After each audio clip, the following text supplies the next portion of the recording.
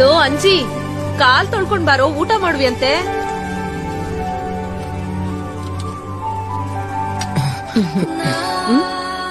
ಯಾರಪ್ಪ? ತುಂಬಾ ಹಸ್ವಾಗ್ತಿದೆ ಅಮ್ಮ, ಊಟ ಮಾಡಿ 2 ದಿನ ಆಯ್ತು. ಅಯ್ಯೋ, ತಿನ್ನು. ನಿನ್ ಹೆಸರೇನಪ್ಪ? ಕೃಷ್ಣ. ತಿನ್ನು ತಿನ್ನು. ಬಾರೋ, ತಿನ್ನುವೆ ಅಂತೆ.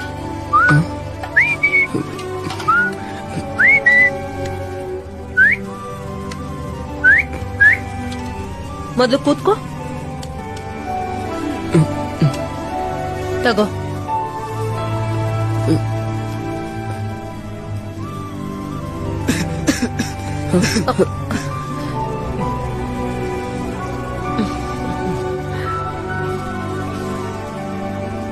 ರಮ್ಮ, ಈ ಅಣ್ಣ ಅಣ್ಣ ಅಂತ ಕರ್ದೆ ಅಲ್ವಾ, ಅಣ್ಣ ಅನ್ಕೋ. ಅಣ್ಣ